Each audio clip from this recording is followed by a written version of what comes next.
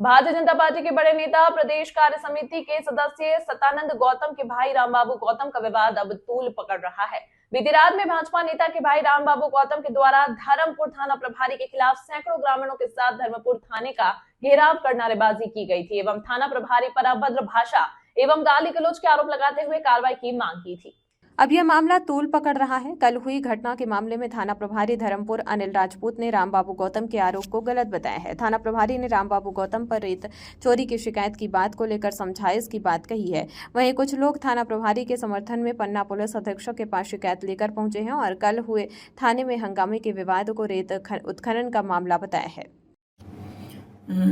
13 नवंबर को इमलिया ग्राम के ग्रामवासियों द्वारा मुझे एक आवेदन पत्र दिया गया जिसमें उनके द्वारा बताया गया कि रामबाबू गौतम जो है इमलिया घाट से अवैध बालू निकालकर गांव के रास्ते से जो है इमलिया गांव के रास्ते से निकालता है, जिससे ग्रामवासियों को रात्रि में सोने में एवं जो है बच्चों को पढ़ने लिखने में तकलीफ़ होती है एवं दिन के समय में कोई भी अप्रिय घटना बच्चों के खेलने कूदने के दौरान ट्रैक्टरों द्वारा कोई भी अप्रिय घटना घटित हो सकती है। इस प्रकार का आवेदन मुझे ग्रामवासियों द्वारा दिया गया था।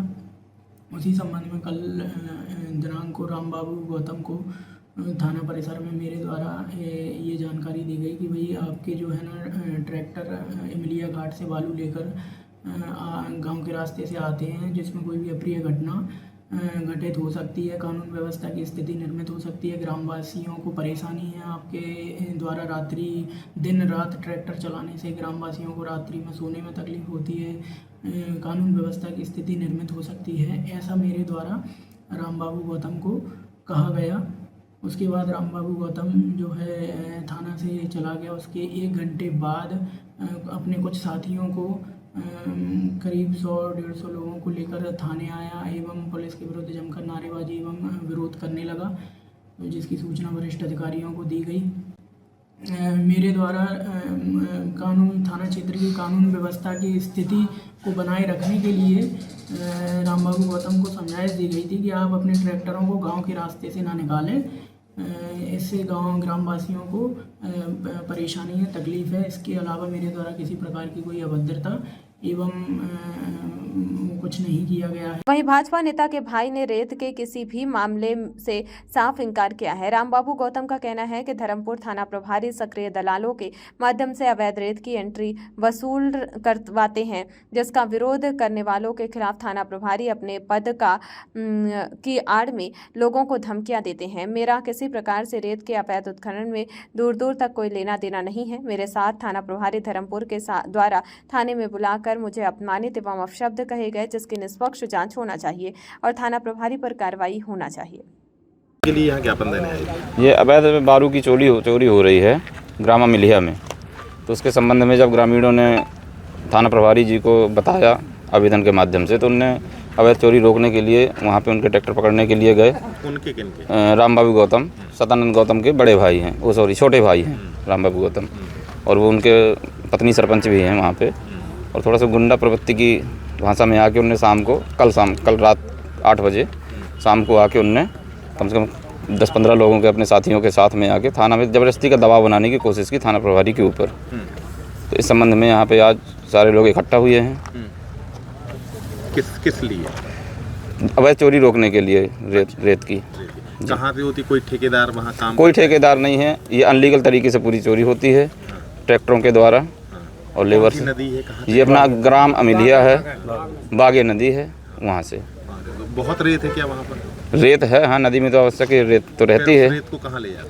वो बेचते हैं गांव में ट्रैक्टर के द्वारा, फिर उसकी बिक्री होती है 3,000-4,000 रुपये प्रति ट्राली की दर से। नहीं, और लोग तो नहीं हैं, लेकिन उनके ट्रैक्टर कुछ ज़्यादा मात्रा में चलते हैं। 3-4 ट्रैक्टरों के साथ में वो एक साथ करते हैं काम। अगर दूसरे लोग कभी अपने घर बनाने के लिए आवश्यक तरीके से अगर लाने की कोशिश भी करते हैं तो उनके ऊपर बोलते हैं कि नहीं भाई तुम नहीं लेके जाओगे, इसमें हमारा कब्जा है पूरा। नहीं, किसी का ठेका नहीं है, अनलीगल जबरदस्ती का है पूरा जी।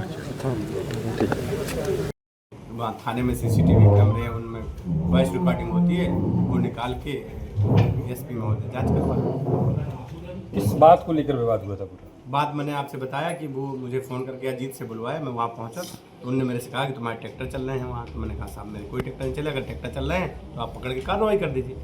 इसके बाद वो कह रहे हैं तुम नेतागिरी कर रहे हो, ज़्यादा होशियारी करते हो, गाली गलौज करने लगे।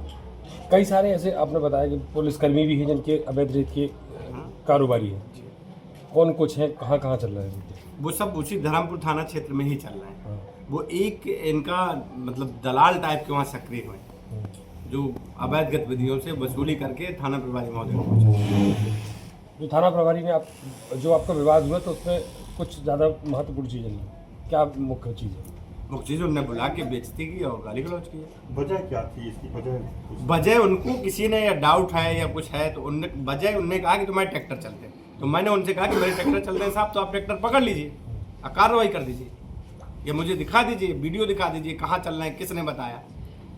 तुम्हारे कारण लाइन ऑर्डर खराब हो रहा था। मैंने कहाँ का लाइन ऑर्डर खराब हो रहा है? क्या आपके गांव के पास से निकली बाघे नदी में रेत का उत्खनन हो रहा है या नहीं हो रहा है?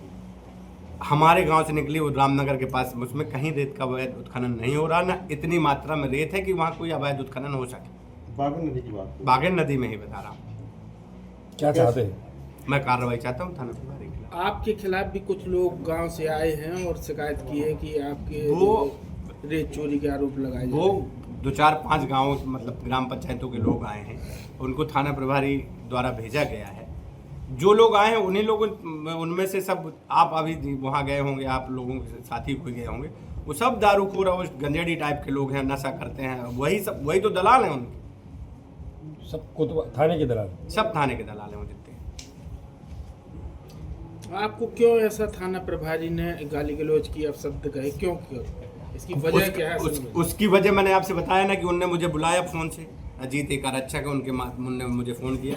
मैं एक निमंत्रण में बरौली में था, बरौली से मैं सीधे थाना पहुंचा, जिसमें थाना प्रभारी नहीं थे। 10 मिनट बाद थाना प्रभारी मुझे रास्ते में मिलते हैं, वो मुझे इशारा करते हैं कि वापस चलो, तो मैं वापस जाके बैठता हूँ, बात करता हूँ। जब मैं बैठ के बात करता हूँ तो उनका यही कहना था डायरेक्ट कि आपके ट्रैक्टर चल रहे हैं। तो मैंने कहा साहब मेरे ट्रैक्टर नहीं चल रहे हैं, अब मेरे ट्रैक्टर चल रहे हैं तो आप कार्रवाई करिए। आपने आरोप भी लगाए अभी जो बात बताई कि थाना प्रभारी हैं तो रेत के जो अवैध डंपर हुए हैं या अवैध खदानें हैं उनसे पैसे लेते हैं। बिल्कुल लेते हैं, डंपरों से लेते हैं, जो गाड़ियाँ चलती हैं उनसे लेते हैं। अभी आपने कहा कि उस क्षेत्र में रेत का अवैध उत्खनन नहीं हुआ, तो पैसे किससे? तो आप अभी देखिए ना, आप अजगर तरफ से जो खदानें संचालित, तो वहाँ से खदानें आती हैं, उनकी मंथली नाम की एंट्री नाम का पैसा लेते हैं थाना प्रभारी। आप बता रहे थे कि मोबाइल के कुछ पैसे लिए। तो अब मैंने आपको अभी सुनवाया, आपके पास रिकॉर्डिंग भी होगी। मैंने अभी 1500 को अजगर क्षेत्र के कौन कौन से थाना है जो रेत के इस मामले में? अब जहाँ सरकार के द्वारा संचालित खदानें